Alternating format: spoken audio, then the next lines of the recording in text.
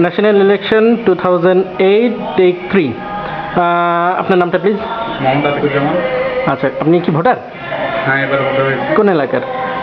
চট্টগ্রাম 8 থেকে। আচ্ছা, এবার ইলেকশনে কোন দল জয়ী হয়ে ক্ষমতায় আসবে বলে আপনার ধারণা? যে কেউ জয়ী হতে পারে, তবে ধারণা হিসেবে আশা রাখবো যাতে মহাজোট আসে। এটা আপনার আশা, তাই না? আমার আশা। কিন্তু বাস্তবতার ভিত্তিতে কি মনে হয়, আপনার কাছে কি মনে হয় যে আসলে কারা আসবে? ভিত্তিতে এই যে বিভিন্ন আলোচনা শুনে বা ধারণা দেখে তো মনে হচ্ছে যে 4 দলের জোটের সম্ভাবনা বেশি। তারপর দেখা যাক কি হয়।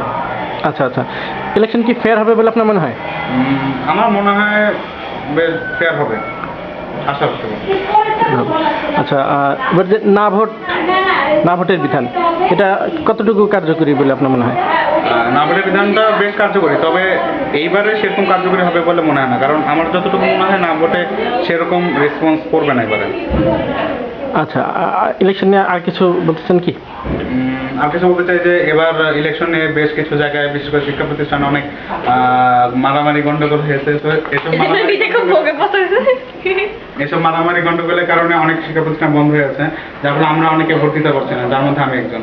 এই ব্যাপারে কিছু একটা পদক্ষেপ নেওয়া উচিত ছিল, যাতে আমরা ভোট প্রদানে অংশগ্রহণ করতে পারতাম।